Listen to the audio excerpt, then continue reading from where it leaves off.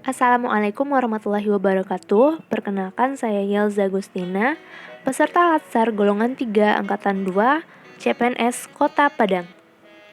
Berikut Learning Journal Agenda 3 tentang Manajemen ASN. Manajemen ASN adalah pengelolaan ASN untuk menghasilkan pegawai ASN yang profesional, memiliki nilai dasar, etika profesi, bebas dari intervensi politik, serta bersih dari KKN. Pembahasan pertama itu tentang kedudukan dan peran, hak dan kewajiban, dan kode etik ASN. Kedudukan dan peran berdasarkan Undang-Undang Nomor 5 Tahun 2014, yaitu berkedudukan sebagai aparatur negara yang menjalankan kebijakan yang ditetapkan oleh pimpinan instansi pemerintah serta harus bebas dari pengaruh dan intervensi semua golongan dan partai politik, yang mana perannya itu sebagai perencana, pelaksana, serta pengawas. Selanjutnya, fungsi dan tugas seorang ASN, yaitu di sini ada 3, sebagai pelaksana kebijakan publik, sebagai pelayan publik, dan perekat dan pemersatu bangsa. PNS memiliki hak, yaitu di dalam pasal 21 Undang-Undang Nomor 5 Tahun 2014 memuat berupa gaji, tunjangan, perlindungan, pengembangan kompetensi, jaminan pensiun dan hari tua, serta cuti. Dan hak P3K berdasarkan pasal 22 Undang-Undang Nomor 5 Tahun 2014, yaitu tentang gaji, tunjangan, perlindungan, pengembangan kompetensi, serta cuti. Ada hak, tentunya juga ada kewajiban, yang mana kewajiban ASN yaitu setia dan taat pada Pancasila, Undang-Undang Dasar 45, dan setia kepada Negara Kesatuan Republik Indonesia. Menjaga persatuan dan kesatuan bangsa, melaksanakan kebijakan yang dirumuskan pejabat pemerintah yang berwenang, menaati peraturan perundang-undangan, melaksanakan tugas kedinasan dengan penuh pengabdian, kejujuran, kesadaran, dan tanggung jawab, menunjukkan integritas dan keteladanan dalam sikap perilaku, menyimpan rahasia jabatan dan dapat mengemukakan rahasia jabatan sesuai dengan peraturan perundang-undangan, bersedia ditempatkan di seluruh wilayah Negara Kesatuan Republik Indonesia.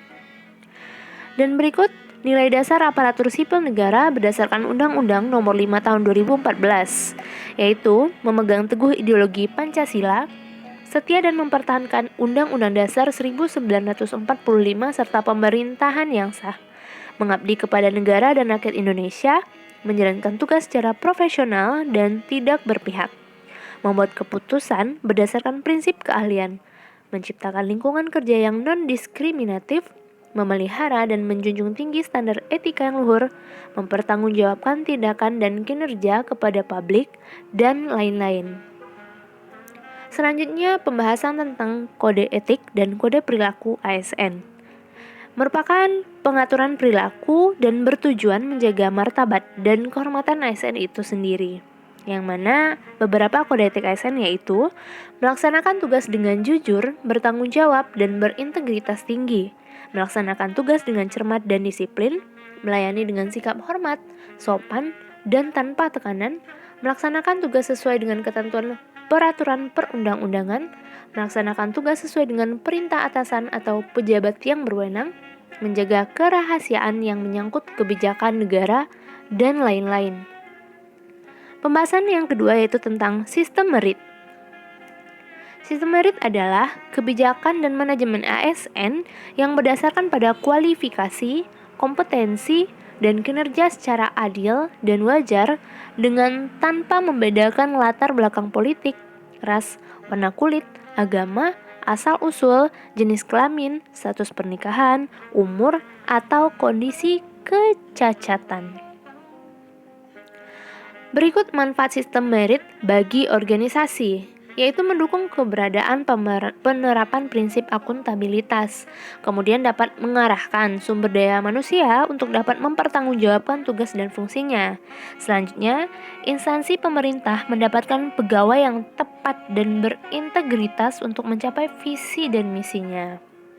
Manfaat sistem merit sendiri bagi pegawai yaitu menjamin keadilan dan ruang keterbukaan dalam perjalanan karir seorang pegawai, memiliki kesempatan yang sama untuk meningkatkan kualitas diri.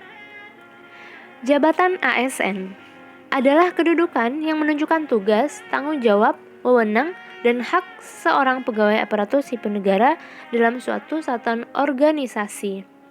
Yang mana pengembangan karir berdasarkan merit system, yaitu pengembangan karir PNS dilakukan berdasarkan kualifikasi, kompetensi, penilaian kinerja, dan kebutuhan instansi pemerintah. Pengembangan karir PNS dilakukan dengan mempertimbangkan integritas dan moralitas. Pengembangan kompetensi sendiri, instansi pemerintah wajib menyusun rencana pengembangan kompetensi tahunan yang dituangkan dalam rencana kerja anggaran tahunan instansi. Perencanaan pengembangan kompetensi untuk mewujudkan profesionalitas ASN dengan mempertimbangkan kebutuhan individu pegawai dan kebutuhan umum organisasi dengan sistem perencanaan yang rasional, holistik, atau terintegrasi, terarah, efektif, dan efisien. Pembahasan yang ketiga yaitu tentang mekanisme pengelolaan ASN. Yang mana berdasarkan Peraturan Pemerintah Nomor 11 Tahun 2017 dan perubahan Peraturan Pemerintah Nomor 17 Tahun 2020. Yang pertama ada penyusunan dan penetapan kebutuhan. Setiap instansi pemerintah wajib menyusun kebutuhan jumlah dan jenis jabatan PNS berdasarkan analisis jabatan dan analisis beban kerja. Dilakukan untuk jangka waktu 5 tahun dengan rincian per 1 tahun. Yang kedua ada pengadaan. Merencanakan pelaksanaan pengadaan PNS, selanjutnya mengumumkan secara terbuka kepada masyarakat dengan syarat setiap WNI mempunyai kesempatan yang sama untuk melamar menjadi PNS setelah memenuhi persyaratan. Selanjutnya, penyelenggaraan seleksi pengadaan PNS terdiri dari 3 tahap.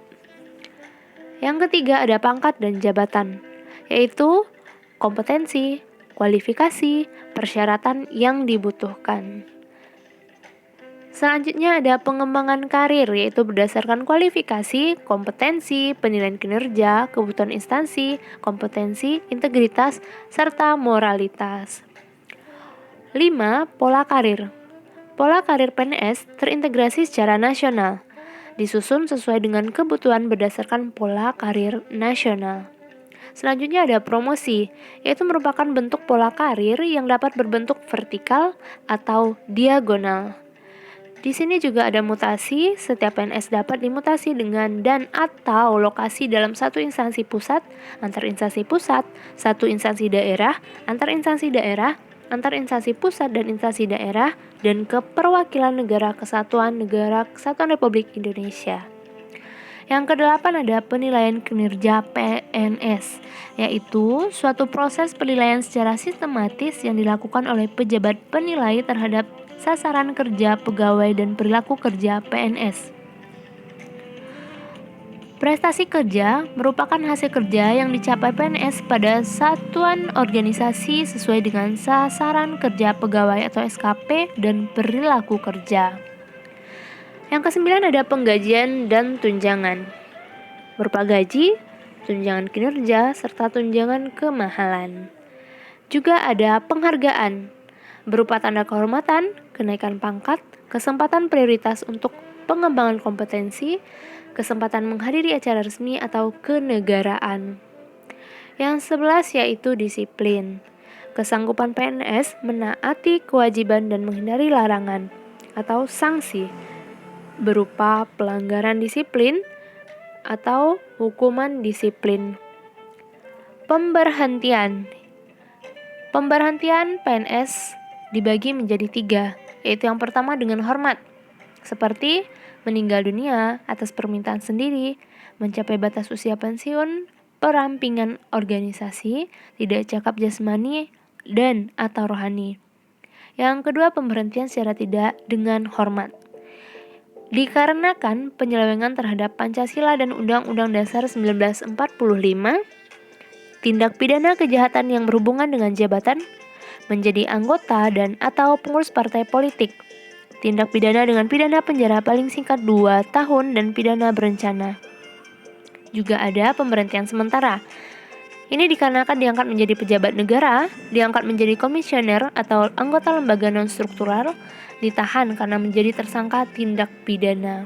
Selanjutnya ada jaminan pensiun dan hari tua PNS, hak dan penghargaan atas pengabdian PNS. Sumbernya yaitu 3,25% untuk tabungan hari tua dan untuk program pensiun PNS berdasarkan pemerintah dan iuran PNS. Juga ada perlindungan, yaitu berdasarkan Undang-Undang ASN, jaminan kesehatan, jaminan kecelakaan kerja, jaminan kematian, serta bantuan hukum.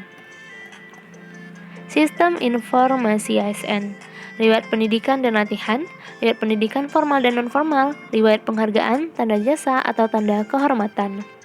Organisasi ASN, ada kedudukan, yaitu ada Korps Profesi Pegawai ASN RI untuk menyalur aspirasinya. Ada tujuan, menjaga kode etik profesi dan standar pelayanan profesi ASN. B. Mewujudkan jiwa Korps ASN sebagai pemersatu bangsa.